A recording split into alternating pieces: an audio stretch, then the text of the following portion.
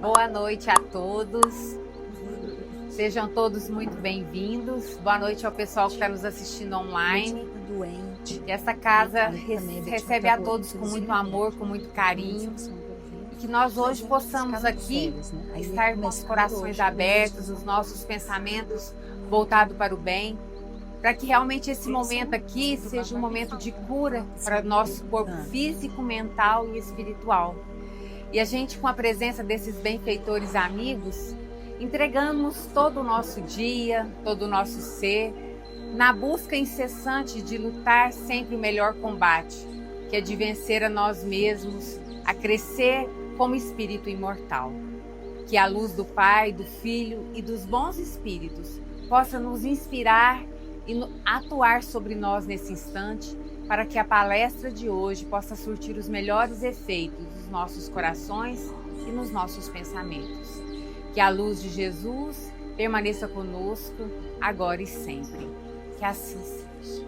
Pai nosso que estais nos céus, santificado seja o vosso santo nome. Venha a nós o vosso reino, que seja feita a vossa vontade, assim na terra como nos céus. O pão nosso de cada dia dai-nos hoje, Senhor. Perdoa, Pai, as nossas ofensas, assim como nós perdoamos a quem nos tem ofendido. E não nos deixeis cair em tentações, mas livra-nos, Senhor, da prática do erro e de todo o mal. Porque teu é o reino, o poder e a glória para sempre. Que assim seja, graças a Deus.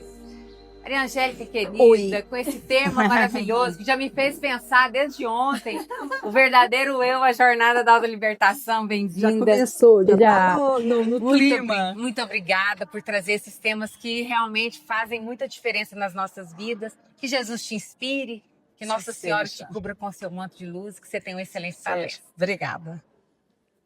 Boa noite. Bom, gente, poder estar aqui, começar o ano. Estou falando começar o ano porque esse ano é a primeira vez que eu venho.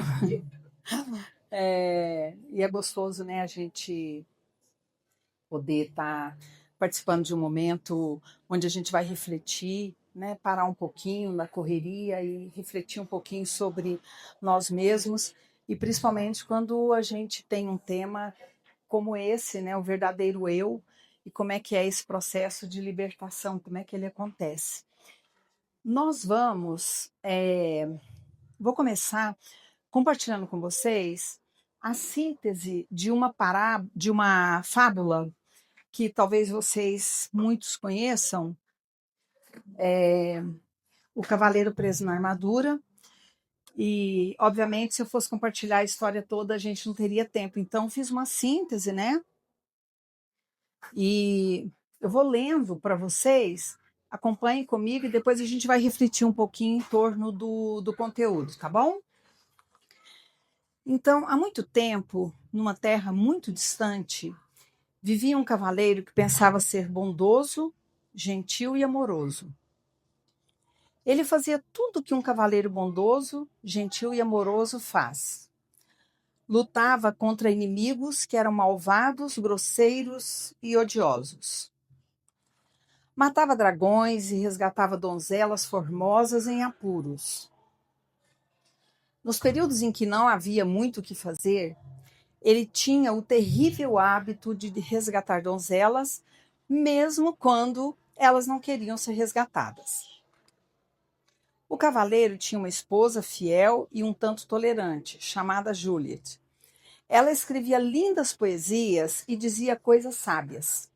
Tinha um filho jovem, de cabelo dourado, chamado Christopher, que o cavaleiro esperava que um dia se tornasse um corajoso cavaleiro como ele. O cavaleiro era famoso por suas bravuras e, acima de tudo, por nunca perder a chance de exibir sua armadura brilhante. Ele a polia tanto que praticamente refletia o mundo inteiro. Com o tempo, porém, essa vaidade virou hábito e esse hábito virou prisão. Juliet e Christopher pouco viam cavaleiro, pois quando ele não estava em batalhas, estava matando dragões, ou resgatando donzelas, ou estava ocupado, admirando o brilho e a beleza da sua armadura. cavaleiro passou a usar a armadura o tempo todo, nas batalhas, nos jantares, nas conversas com a esposa Juliet e até quando brincava com o filho Christopher. A família, claro, não achava isso tão heróico assim. Juliet sentia falta do homem por trás do metal e Christopher já nem lembrava direito do rosto do pai. O dilema começou quando Juliet, cansada de falar com o conjunto de placas de aço, deu um ultimato. Ou ele tirava a armadura, ou ela iria embora. O cavaleiro, confiante como sempre, decidiu simplesmente remover a máscara e descobre que não conseguiria. Nem puxando, nem empurrando, nem com ferramentas, nada. A armadura, antes símbolo de glória, agora estava fundida a seu corpo. Desesperado, ele procurou o ferreiro do reino, que tentou de tudo e falhou. Enquanto conversava, pisou acidentalmente no pé do ferreiro, que ficou irritado e deu uma marretada em direção à armadura. Mas nem mesmo isso foi capaz de ferir o cavaleiro ou mesmo desmanchar a armadura de aço. O cavaleiro, por causa da armadura, não conseguia enxergar bem e às vezes pisava, derrubava ou machucava as pessoas que estavam ao seu lado. Ele foi percebendo que, além de física, sua armadura era também emocional, construída de medos, vaidade e uma necessidade constante de provar o seu valor. Ele procurou o rei para ajudá-lo, mas não o encontrou. Disseram-lhe que o rei estava em uma cruzada.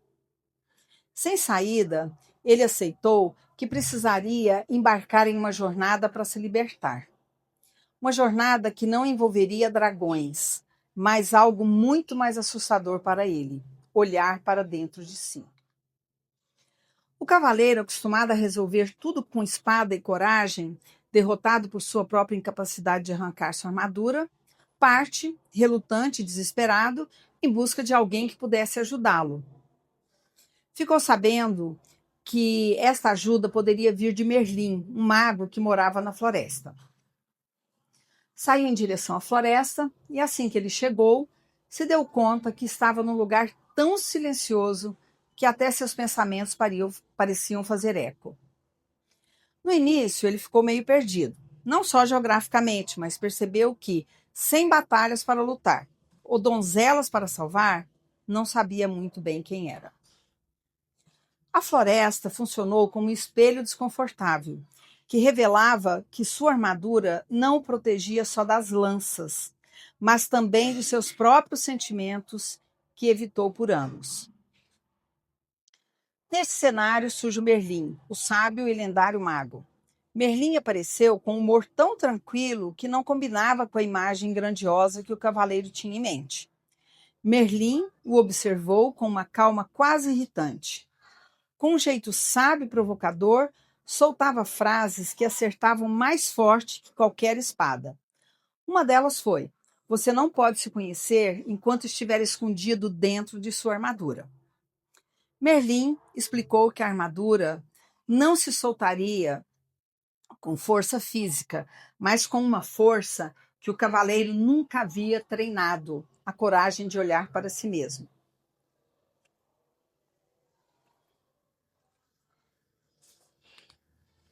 O cavaleiro tentou argumentar, justificar, racionalizar, mas Merlin sempre respondia com uma serenidade que desmontava qualquer desculpa. Era um humor sutil, quase irônico, como se o mago estivesse acostumado a lidar com guerreiros teimosos há séculos. Merlin indicou o caminho que o cavaleiro deveria seguir para se livrar de sua armadura, o caminho da verdade. Uma trilha que poucos têm coragem de percorrer. Não é um caminho de monstros ou batalhas, mas de autoconhecimento, uma aventura que assustou o cavaleiro. O mago esclareceu que no caminho da verdade, o cavaleiro teria que passar por 3 castelos: do silêncio, do conhecimento e o da vontade e ousadia. O cavaleiro aceitou inseguro, mas com uma centelha de esperança. Afinal, se até Merlin acreditava que ele podia mudar, talvez existisse uma chance. O cavaleiro, guiado pelas palavras de Merlin, entrou no caminho da verdade, um caminho que não tinha mapas, atalhos, ou placas brilhantes, o que o deixou desconfortável, porque ele sempre preferiu batalhas claras ao invés de reflexões nebulosas. Logo no início, percebeu que a trilha era silenciosa demais. E nesse silêncio ele começou a ouvir algo que evitou por anos: seus próprios pensamentos. A armadura, que antes abafava tudo, agora parecia amplificar cada dúvida, cada medo, cada lembrança que ele tentou esconder. Enquanto caminhava, encontrou uma placa com uma frase que o desconcertou: a verdade é diferente para cada pessoa. Para alguém acostumado a acreditar que sua visão era a única correta, esta era uma afirmativa perturbadora. O cavaleiro seguiu pelo caminho até chegar a um lugar que, à primeira vista, parecia abandonado, o Castelo do Silêncio. Ele entrou esperando encontrar algo grandioso, talvez um salão cheio de ecos heróicos, mas o que encontrou foi exatamente o oposto: silêncio absoluto. Um silêncio tão profundo que chegou a incomodar mais do que qualquer batalha. Durante toda a sua vida, o cavaleiro perdera tempo falando sobre o que tinha feito e o que iria fazer. Nunca desfrutara o que estava realmente acontecendo no momento presente. Ali, ele aprendeu a sentar tranquilo e ouvir o silêncio. Ocorreu-lhe que, na maior parte da sua vida, nunca tinha realmente ouvido alguém ou alguma coisa. Também não ouvira Juliet, quando ela tentava lhe dizer como se sentia, especialmente quando ela estava triste. Subitamente, o cavaleiro foi surpreendido pelo som de uma voz familiar, vinda de trás dele. Era o rei. Rei, o que o senhor faz aqui? O mesmo que você, cavaleiro, procurando a porta. Não vejo porta nenhuma. Estou surpreso de vê-lo aqui, rei. Ouvi falar que o senhor estava numa cruzada. É isso que eu digo sempre que viajo pelo caminho da verdade, o rei explicou. É mais fácil para meus súditos entenderem. Todos entendem as cruzadas, disse o rei, mas muito poucos entendem a verdade. Eu mesmo não estaria neste caminho se não estivesse aprisionado nessa armadura, disse o cavaleiro. A maioria de nós está aprisionada no interior de uma armadura, declarou o rei. Levantamos barreiras para proteger quem pensamos ser. Então, um dia, ficamos presos atrás das barreiras e não conseguimos mais sair. O senhor é tão sábio, disse o cavaleiro. Tenho sabedoria suficiente para saber quando estou preso, para aprender mais e retornar aqui para aprender mais sobre mim, respondeu o rei. Ainda no Castelo do Silêncio, ele percebeu que não estava sozinho. Surgiu uma figura luminosa, chamada Sam, que se apresentou como parte dele mesmo, parte que ele raramente escutava. Sam explica que o castelo é um lugar onde o cavaleiro precisa aprender a ouvir, não o mundo, mas o seu próprio coração. No silêncio, o cavaleiro escutou coisas que nunca quis ouvir: sua tristeza por ter se afastado da família, sua necessidade exagerada de ser admirado e o medo profundo de não ser amado se não fosse o cavaleiro perfeito. O cavaleiro percebeu que o silêncio permitiu que ele ouvisse a sua própria voz interior, que ignorou a vida inteira. A armadura, que sempre pareceu tão sólida, começou a esquentar, como se estivesse reagindo às emoções que ele finalmente se permitiu sentir. E quanto mais ele escutava Sam, mais percebia que passou a vida fugindo desse tipo de verdade. O castelo exigia quietude, e foi nessa quietude que ele começou a se enxergar com mais honestidade. Sua dor e sua solidão emergiram. Logo sentiu também a dor e a solidão de Juliet. Anos a fio, ele a forçara a viver em um castelo do silêncio. Reaprendeu a chorar e pela primeira vez sentiu a dor do outro. Conseguiu ouvir seu verdadeiro eu e se deu conta de que ele sempre esteve lá, mas esta era a primeira vez na qual ele ficou quieto bastante para escutá-lo. O pranto do cavaleiro se intensificou quando ele compreendeu que, se não se amasse, não poderia realmente amar os outros. No final, algo extraordinário aconteceu. Uma parte da armadura começou a se soltar. Foi o primeiro sinal concreto de que a jornada estava funcionando, não pela força, mas pela vulnerabilidade. O cavaleiro deixou o castelo do silêncio mais leve, não porque a armadura diminuiu, mas porque ele finalmente começou a ouvir o que sempre esteve dentro dele. Depois de sair do castelo do silêncio e derramar as primeiras lágrimas que amoleceram sua armadura, o cavaleiro seguiu pelo caminho da verdade até chegar ao castelo do conhecimento. O lugar era acolhedor, iluminado, cheio de portas e janelas, e ele percebeu que cada sala guardava uma lição que não poderia ser ignorada. Refletiu que havia passado a vida colecionando feitos heróicos, mas sabia muito pouco sobre si mesmo. A cada nova sala surgiam pergaminhos com mensagens provocadoras, como se o castelo inteiro estivesse empenhado em desmontar suas certezas. Em uma das salas, ele encontrou uma grande chama que aumentava ou diminuía conforme seus pensamentos mudavam. Quando ele se sentia indigno, a chama enfraquecia. Quando se permitia reconhecer seu valor sem arrogância, ela crescia. Foi um lembrete que sua luz interior sempre esteve ali, só que escondida sob camadas de medo e vaidade. O cavaleiro reencontrou Sam, sua voz interior, que agora soava mais clara, que lhe explicou que o conhecimento verdadeiro não vem de livros ou batalhas, mas da capacidade de enxergar a si mesmo com honestidade. A cada aprendizado, a armadura esquentava, rangia, afrouxava. Ele percebeu que não estava apenas aprendendo, estava desaprendendo velhos hábitos, crenças e defesas que o mantiveram preso por anos. Ao deixar o castelo do conhecimento, o cavaleiro se sentiu mais leve, não porque a jornada ficou fácil, mas porque ele finalmente começou a enxergar a sua própria luz. Depois de atravessar o castelo do conhecimento, o cavaleiro seguiu pelo caminho da verdade até chegar ao mais desafiador dos castelos, o castelo da vontade e ousadia. O nome já deixa claro que não é um lugar para quem desiste fácil. E o cavaleiro ainda não tinha certeza se era realmente corajoso por dentro. Ele percebeu que esse castelo era diferente dos outros. Não havia frases prontas nem lareiras acolhedoras. O ambiente era mais sombrio, como se estivesse testando sua determinação desde o primeiro passo. Ele encontrou uma enorme porta bloqueada por um dragão de fogo.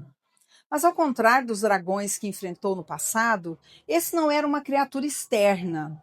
Era um símbolo vivo dos seus próprios medos. O cavaleiro tentou atacá-lo como fazia em qualquer batalha e falhou miseravelmente. A chama do dragão cresceu quanto mais ele lutava com força bruta. Foi então que Sam, sua voz interior, o lembrou de algo essencial. O medo cresce quando você tenta destruí-lo. Ele diminui quando você o encara. O cavaleiro respirou fundo, abandonou a espada e fez algo que nunca imaginou. Olhou o dragão nos olhos. Em vez de lutar, admitiu seus medos. O medo de não ser amado, de falhar, de não ser diferente. Não ser suficiente. Na medida em que admitiu a verdade, o dragão começou a encolher. Seu fogo diminuiu.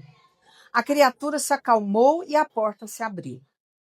Esse foi o grande ensinamento do castelo.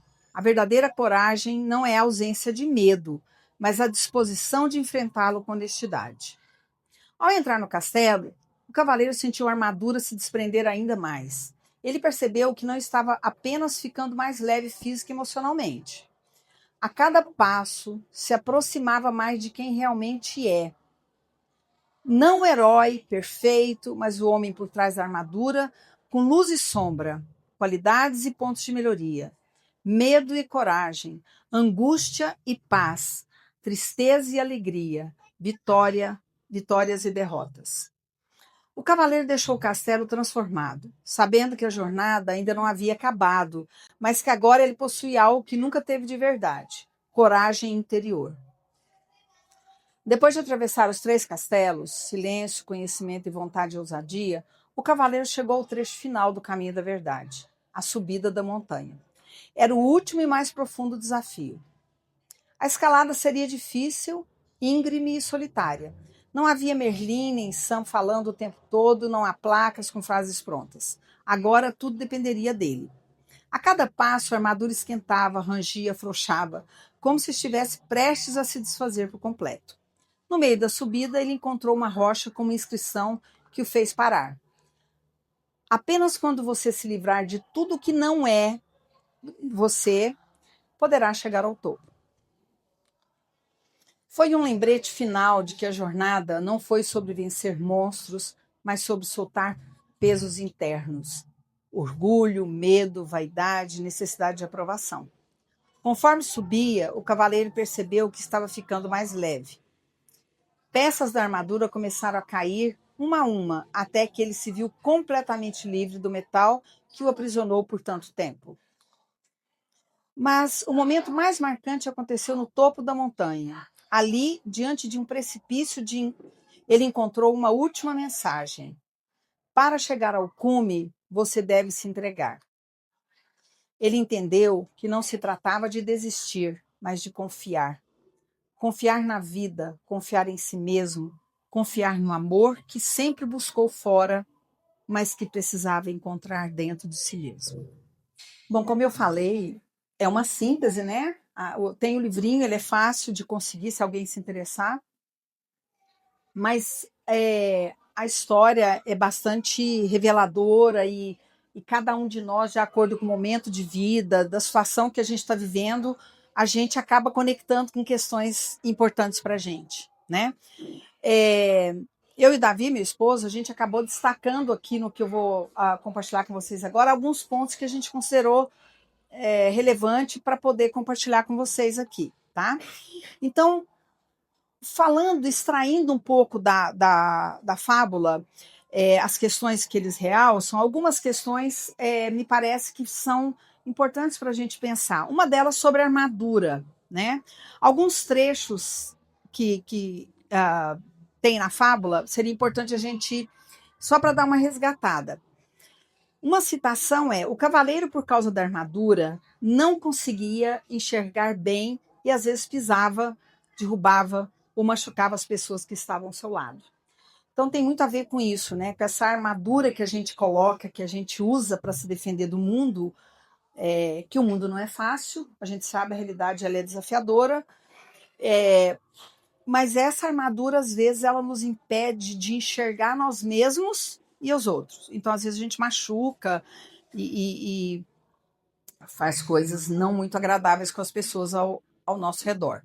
Uma outra ele foi percebendo que, além de física, a sua armadura era também emocional, construída de medos, vaidade e uma necessidade constante de provar seu valor. Então, olhando para essas questões, uma coisa importante sobre a armadura é que a armadura somos nós que criamos, né? Ela é criada a partir de um objetivo do que a gente quer parecer ser para o mundo, né? E para nós mesmos. Então, a máscara ela não é criada só para a gente, para que a gente seja visto dessa forma, mas para a gente também se ver daquele jeito. Então, são defesas que a gente vai criando, né, para poder viver no mundo, e é um instinto de proteção que a gente tem, né? É útil para a autopreservação. Então, obviamente, muitas das vezes a gente realmente precisa, nós não podemos chegar em qualquer ambiente e revelar tudo sobre os nossos medos, as nossas angústias e preocupações. Nem sempre, às vezes a gente vai expor e as pessoas vão nadar de braçada, né, com as nossas questões. Então, ok, nós temos que realmente ter cautela, saber onde a gente vai demonstrar e se revelar e mostrar a nossa vulnerabilidade, aquilo que são os meus medos, enfim, tudo aquilo que me afeta.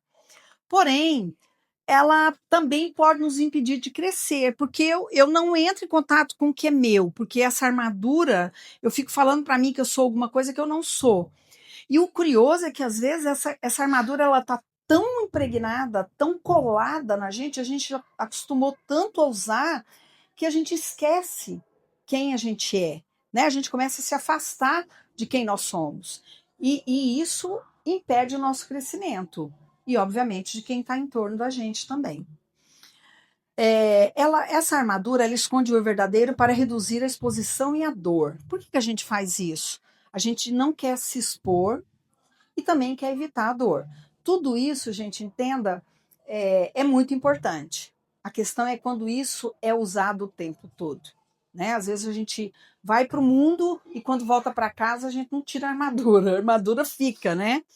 Eu me lembro, a gente comentava no trabalho, eu trabalhei em uma empresa há muitos anos e a gente falava que às vezes a gente tinha medo de chegar em casa e querer fazer cheque de metas, né? Reunião para checar as metas. Chega em casa querendo saber dos filhos, como é que foram as tarefas, como é que foi a escola, como é que foi isso, foi aquilo. Com a mesma vibe que a gente tinha vindo da empresa, a pegada mais racional e correr atrás das coisas, a gente chegava em casa e se você não tirasse aquela armadura, você entrava na mesma vibe e queria colocar os filhos, o marido, a esposa no mesmo padrão, né? A máscara, essa armadura, ela esconde o verdadeiro para reduzir. Ah, desculpa, eu tinha voltado. Ela impede a gente reconhecer o nosso verdadeiro eu, né? Surge na infância. Então, assim, em geral, né, a literatura toda mostra e traz isso, que a armadura, ela é criada, a gente cria isso quando a gente não é criança, por causa de traumas e de necessidades não atendidas, que não necessariamente quer dizer que elas não foram atendidas. Então, uma criancinha que a mãe, ele chorava, ela dava mamadeira. Aí, um dia ela está meio atrapalhada, ela demorou um pouquinho mais para levar a mamadeira. Essa criança, dependendo do grau de ansiedade, ela pode entender que aquela necessidade dela não foi atendida. Ela fica com aquele sentimento, ela não entende nada, mas ela fica.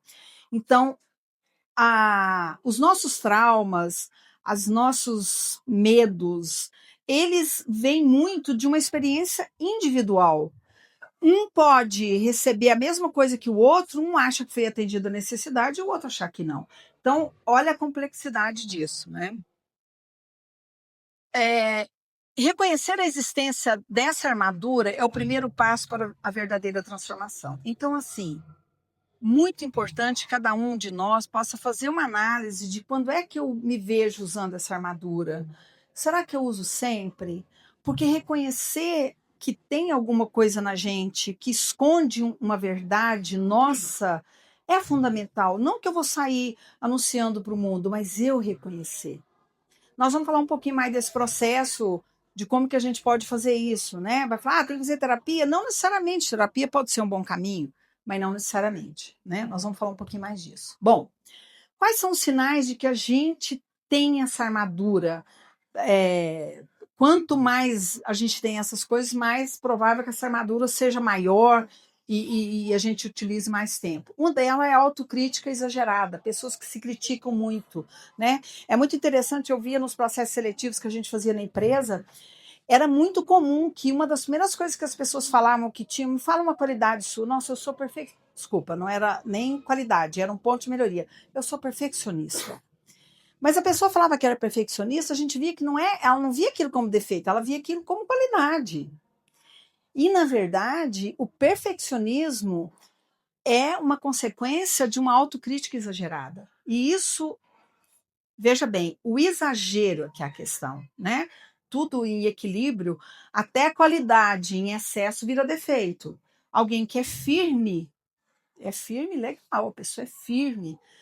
Em alguns contextos é legal ser firme, mas a pessoa é firme o tempo inteiro, ela vai para uma festa e fica, o que você está rindo? O que foi? O que esse barulhão? Enfim, é uma qualidade, mas ela pode virar defeito dependendo do contexto, né? A dependência de validação externa, né? Essa coisa desse diálogo interno, esse teatro mental que a gente fica de uma crítica muito forte e a gente com medo do que o outro está pensando sobre mim. Então, essa dependência exagerada é também um sinal de que provável pode ter aí a armadura. O medo de ser julgado, o medo de ser rejeitado, o medo de fracassar. Veja bem, todos nós, em menor ou maior grau, tem isso. A questão é quando isso está muito forte. E às vezes a gente até tem, mas a gente nem reconhece, né? Eu, ao longo da minha vida, eu já tive várias situações em que alguém disse uma coisa para mim e meu queixo quase caiu. Eu? Que isso? Eu não. Aí depois eu fui pensar, é verdadeira, realmente eu tenho essa necessidade, eu tenho esse problema, enfim. Então, assim, e o curioso é que muitas das vezes quem fala essas coisas pra gente não é o melhor amigo. às vezes é aquele que a gente chama de inimigo. É o que aponta o defeito. Fala, pô, outro dia teve uma pessoa no curso que nós fizemos curso semana passada, e uma pessoa falou, nossa, você fala muito alto. Não, mas eu fiquei chateada. Falei, pô, nós ficamos uma semana juntos, é isso que ele tem que falar sobre mim? Mas assim, eu falo alto mesmo. Eu tô aqui controlando, porque se eu soltar, eu desando a falar e falo alto, e sou animada e fico, né? Passo do ponto. Mas é uma pessoa que eu fiquei chateada com ele. Mas é uma pessoa que não é meu amigo. Mas ele me falou alguma coisa que talvez várias pessoas têm vontade de falar e nunca falaram. Então, é muito importante a gente estar aberto para isso, né? Porque são oportunidades da gente se conhecer. E pensando, quis fazer alguma coisa do Allan Kardec em torno das máscaras, né? Que ele não fala exatamente desse nome de máscara ou armaduras, que ele fala que ilusões do eu que atrasam a evolução do espírito e que o orgulho que gera autoimagem idealizada. O que é uma autoimagem idealizada? É essa criação que eu faço, essa armadura que eu crio para parecer ser alguém que eu não sou. É uma autoimagem, é uma imagem de mim mesmo idealizada. Eu crio, eu quero ser o cavaleiro que salva todas as donzelas. Mesmo a donzela que não quer ser salva, eu salvo, porque né, eu enxergo e vou lá salvar. Eu não quero ser salva, mas a pessoa tem aquilo tão forte que ela quer resolver todos os problemas, ela quer ser o salvador de tudo, né? Então, a base disso tudo, a origem, é o orgulho, que Allan Kardec fala em várias situações, do quanto esse é um dos pontos mais sérios uma das falhas mais fortes do nosso espírito, que é o orgulho. E a irmã Dufour, que eu também ela escreve livros e tem aqui até no centro estão estudando o livro, né? Reforma Íntima Sem Martírio, que é dela. Ela fala muito disso, né? Que essas máscaras ou a armadura são mecanismos de defesa automática contra a dor. Então, é um mecanismo de defesa. Tá ok. Que a gente precisa só saber, ó, tô usando máscara, tô me disfarçando aqui, não é bem isso aqui, mas eu tenho que cuidar para não usar isso o tempo todo, porque isso vai gerar adoecimento, uma desconexão, e a nossa realidade atual está mostrando para nós que nós estamos muito assim, porque olha o nível de adoecimento mental que nós estamos vivendo, né? O aumento do número de suicídios, então tem toda uma realidade aí que mostra para a gente que provável nós estamos aí com essa armadura precisando de alguém que nos ajude, aí vem uma doença, alguma coisa para a gente acordar, né? Também a jornada. Essa jornada, esse caminho interior, vamos ver alguns trechos da fábula que falam desse caminho. O caminho da verdade, então, não é um caminho de monstros ou batalhas, mas de autoconhecimento, uma aventura que assustou o cavaleiro. O caminho da verdade, ele teria que passar por 3 castelos: silêncio, conhecimento e a vontade e a ousadia. E o Merlin diz que você não pode se conhecer enquanto estiver escondido dentro de sua armadura. E Merlin explicou que a armadura não se soltaria com força física, mas com uma força que o cavaleiro nunca havia treinado, a coragem de olhar para si mesmo. E é interessante porque, às vezes, a gente tem as questões que a gente precisa mudar, que a gente quer mudar. Um quer emagrecer, eu, por exemplo. O outro quer cuidar da diabetes, o outro quer cuidar... Enfim, todos nós temos questões. Mas, às vezes, a gente quer tirar e mudar a força sem mexer com emoção, sem mexer o que isso significa, o que essa doença está querendo me dizer, o que essa condição, essa dificuldade minha está querendo me dizer, me ensinar, né? Porque a gente às vezes funciona assim, querendo tirar a força, e a gente realmente, essas questões todas, os conflitos, os nossos dilemas, as nossas dificuldades, elas existem para que a gente possa aprender alguma coisa com elas, não a gente ficar refém delas, né? E querer que alguém venha. E às vezes eu me lembro de uma fase na minha vida, quando eu comecei a frequentar mais, estudar as questões do espiritismo, teve uma fase que eu botava tudo assim, isso aí deve ser algum obsessor. Né? Que era mais fácil terceirizar, é o obsessor. Hoje eu tenho consciência disso, mas hoje eu penso, tá, se tem um obsessor, o que é que eu estou fazendo que está atraindo esse obsessor? sou eu, né? Tem uma coisa que a gente fala muito assim, se está com problema, toma que é seu. Ficou chateado, toma que é seu. É para cá que a gente tem que olhar, né? Para nossa realidade. Não estou dizendo que o que o outro fez é certo. Às vezes o que o outro fez talvez não seja muito bacana mesmo, eu não concordo com ele. Mas por que mexeu aqui? É para dentro que eu tenho que olhar, né? Então vamos ver alguns comentários sobre essa jornada. Os castelos aqui, que é o do silêncio, o do conhecimento e da vontade e ousadia, são símbolos aí de caminhos internos de evolução. É a nossa jornada da vida, que a gente passa por vários castelos, né? Tem vários castelos que a gente vem passando ao longo da vida. Com certeza, se a gente pudesse parar um pouquinho, conversar um pouquinho, pedisse cada um para falar quais castelos que você já passou na sua vida, cada um de nós teria alguns relatos importantes a respeito desse processo que a gente chama de vida, né? Nesses castelos, nesse caminho, é onde a gente encontra as verdades que são desconfortáveis. E às vezes, enquanto a gente não olha para isso, isso reaparece. Enquanto eu não aprender, veio o problema. Eu não aprendi a lição, vai aparecer de novo ali. Aí não resolvi ainda, vai aparecer de novo ali. Enquanto eu estou olhando para o outro, há uma tendência muito grande daquele problema acontecer de novo. Então, sou eu. O que eu estou fazendo para estar acontecendo isso tanto comigo, né? Por que? Então, é para cá que a gente tem que olhar, né? Rompimento de padrões pessoais, né? Que são essas certezas que a gente tem. No momento na história, na fábula, ele fala, né, que ele estava desaprendendo muitas coisas, né? Então, não é só aprender, mas desaprender também os padrões que são prejudiciais à nossa vida. Desconstrução da autoimagem idealizada. Então, nos castelos, ele entrou em contato com a dor, ele chorou. Enquanto ele não chorou, não mostrou a vulnerabilidade dele, a armadura não começou a soltar. E só começou a se soltar porque ele começou a entrar em contato com essa realidade. E, curiosamente, ele foi se sentindo mais leve, mesmo sem ter tirado a armadura. Porque a leveza vinha do quê? Do reconhecimento, do olhar para aquilo que está doendo aqui, por que está ruim, o que está pegando. É um processo muito profundo e valioso, e que nós não aprendemos a fazer isso. Muito pelo contrário, a gente aprende.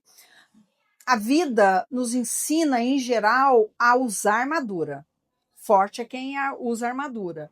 Esse é que é bom. Então, a gente realmente tem que desaprender isso, né? E desconstruir essa autoimagem idealizada de alguém que é poderoso e que ninguém derrota, é uma pessoa assim infalível, né? Bom, o Allan Kardec fala da reforma íntima como esforço diário e contínuo, uma luta para domar as más inclinações, né, que vem desse processo de você entrar em contato com toda essa realidade do seu interior. A lei divina está escrita na consciência. Como que eu vou ler a minha consciência? Como que eu vou ter intuição moral se eu não entro em contato com quem eu sou? Eu estou só reproduzindo o piloto automático de alguém que é um robô que foi criado por um adoecimento da nossa sociedade. O Roberto Crema, Pierre Vai, criou um termo que eles chamam de normose, que tem a doença psicose, a neurose, e eles criaram a normose, que é o quê? É a patologia da normalidade, essa tentativa da gente enquadrar em algo que são padrões que não são bons. Mas a gente, como aquilo é aceito, a gente faz tudo para ficar daquele jeito. Obviamente, né, gente, eu estou falando nós, eu não conheço, não sei, eu sei que nós temos isso em geral, mas alguns têm isso mais, outros menos. Talvez alguém vai dizer, não, eu não tenho isso. Tá tudo certo, eu não estou querendo dizer que tem, mas é muito comum que nós tenhamos isso, os sinais estão aí por conta de adoecimento e tudo aquilo que eu falei agora há pouco, né? O adoecimento mental, o número de suicídios e tudo mais. Então, como é que eu vou ler? Porque a consciência divina está aqui comigo, né? Nós temos, todos nós, tem uma pessoa que falou uma vez, eu não esqueci, ele disse que nós somos um condomínio de eus. São vários eus que moram aqui dentro. Mas tem dois que são muito importantes. Um é um crítico que fica aqui do lado, e o outro é um aqui do lado, que é o Sam da história, que é a consciência divina, é o nosso eu superior, é um eu mais centrado, em contato com a sabedoria maior. Esses dois estão aqui com a gente. Há uma tendência muito grande desse aqui, o grandão, o crítico, ele ser grandão, forte, poderoso.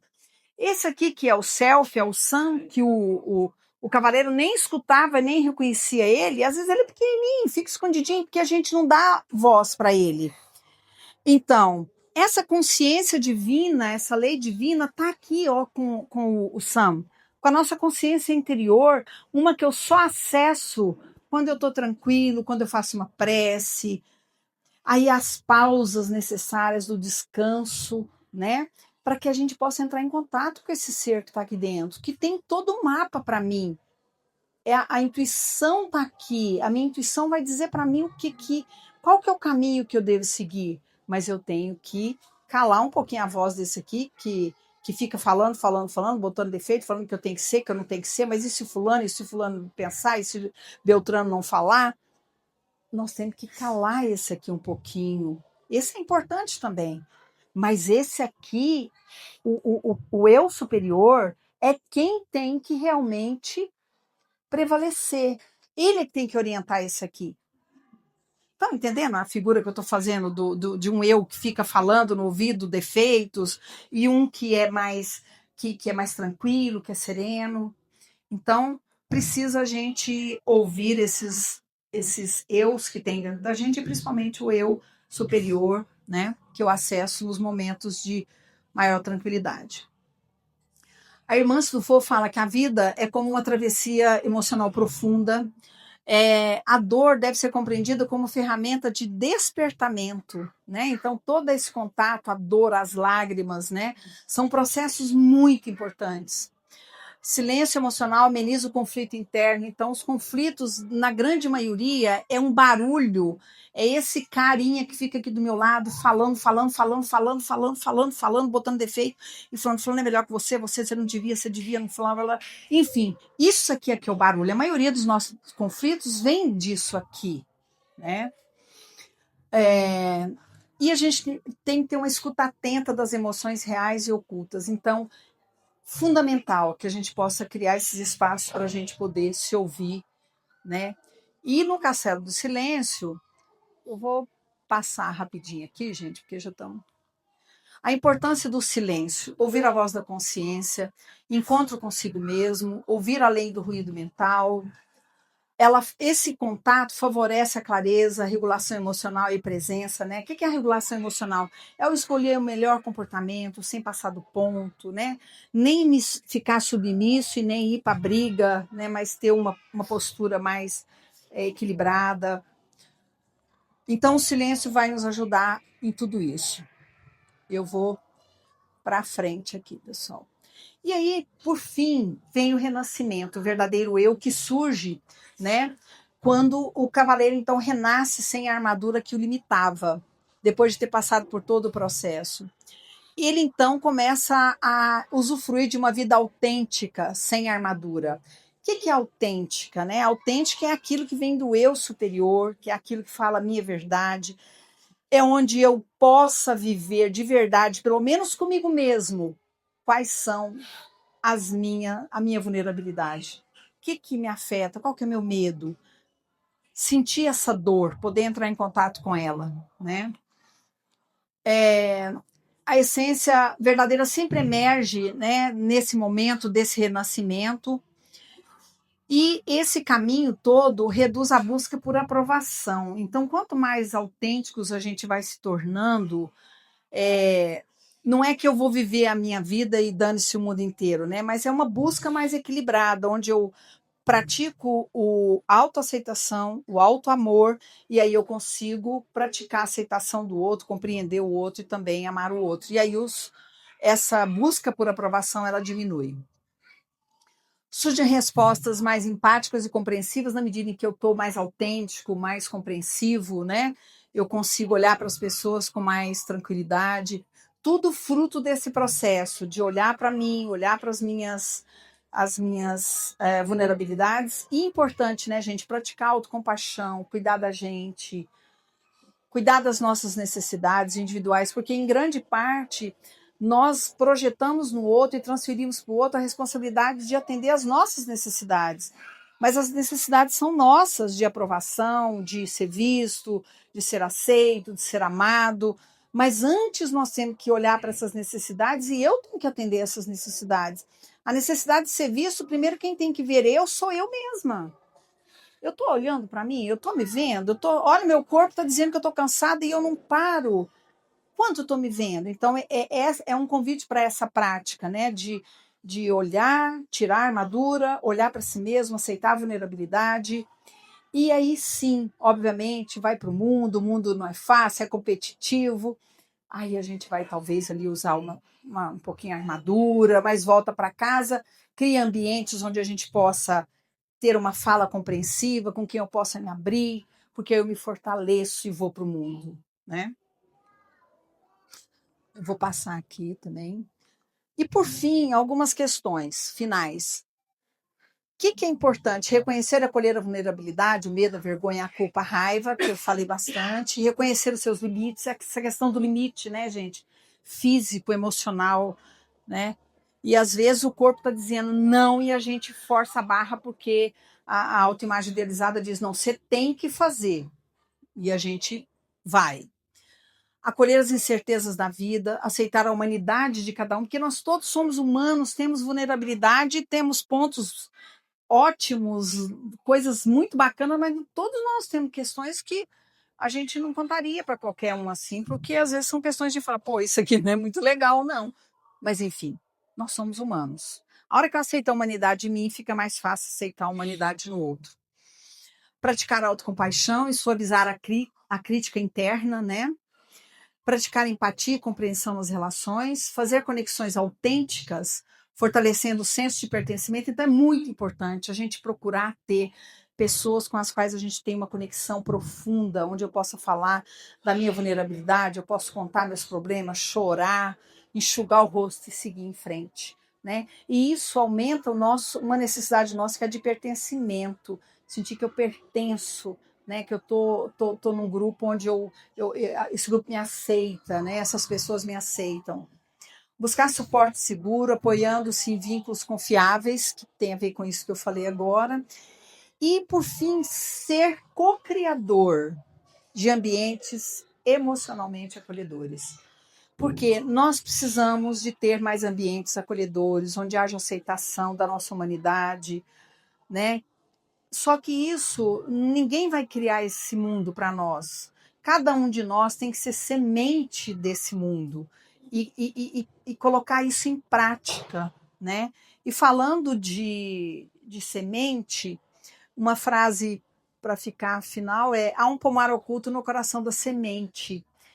É autor desconhecido e que é muito interessante porque fala disso, né? Que nós temos aqui dentro de nós a semente, a consciência divina, né? Assim como a sementinha tem o pomar, a informação, como é que uma sementinha que joga ali na terra e ela tem toda a informação para ser ou um girassol, ou uma flor, ou uma margarida, ou um ipê? Como é que pode um negocinho pequenininho assim? Nós também somos assim. Nós temos toda a informação aqui. Só que para acessar nós precisamos de olhar para nós mesmos e cuidar de nós mesmos. E por fim, um convite, nós não vamos botar música para ouvir, mas é uma música bem legal, quem puder ouvir, chama Maior, que fala que é muito bonita a letra, fala: eu sou maior do que era antes, eu estou melhor do que era ontem, eu sou filho do mistério e do silêncio. Somente o tempo vai me revelar quem sou. As cores mudam, as mudas crescem, quando se desnudam, quando não se esquecem daquelas dores que deixamos para trás. Sem saber que aquele choro valia ouro, estamos existindo entre mistérios e silêncios, evoluindo a cada lua, a cada sol. Se era certo ou se errei, se sou súdito, se sou rei, somente atento à voz do tempo saberei. Gente, obrigada, boa noite. Espero que tenha sido bacana para vocês, tenha trazido alguma contribuição. Muito obrigada. Boa noite. Boa noite, Maria Angélica. eu fico impressionado como você traz assuntos tão complexos com tanta leveza. A leveza você transmite no olhar, no seu jeito de falar e nos seus estudos. Muito obrigado, viu? Que Jesus te abençoe sempre. Eu fiquei pensando na hora da palestra sobre uma passagem que teve do Divaldo com a Joana, que ele estava indagando muito, e ela fala para ele, no final dessa jornada, você vai descobrir que sempre foi você com você mesmo. Apesar da gente conviver em sociedade, isso fazer a gente, muitas vezes, nessa interação social, passar por situações muito difíceis, que possamos retornar, analisar, respirar e seguir em frente sempre, né? Que Jesus nos ampare sempre. Vamos pro passe. Querido Jesus, quantas vezes na nossa jornada nós colocamos máscaras e armaduras? Por muitos motivos. Muitas vezes para ser aceito, muitas vezes para esconder os nossos medos e principalmente a nossa vulnerabilidade. Que possamos encontrar no seu olhar o caminho seguro para percorrer nossa jornada evolutiva. Que o Senhor possa ser sempre essa luz que ilumina nossos corações e que através dessa luz possamos confiar em nosso Pai Celestial, que é um Pai de amor, um Pai que não culpa, um Pai que apoia e compreende nossa jornada. Que nesse instante os mentores, espíritos amigos, trabalhadores dessa casa possa cobrir todos os nossos irmãos que procurou esta casa como consolo e abrigo aos seus corações, em muito amor, paz e serenidade. Que a fé seja a bússola que faz com que possamos caminhar sempre adiante em nossas vidas. Pai nosso que estais no céu, santificado seja o vosso santo nome, venha a nós o vosso reino, seja feita a vossa vontade, assim na terra como nos céus. O pão nosso de cada dia nos dai hoje, Senhor. Perdoa, Pai, as nossas ofensas, assim como nós perdoamos a quem nos tem ofendido. E não nos deixeis cair em tentações, mas livra-nos, Senhor, da prática do erro e de todo o mal, porque teu é o reino, o poder e a glória para todo sempre. Que assim seja, graças a Deus.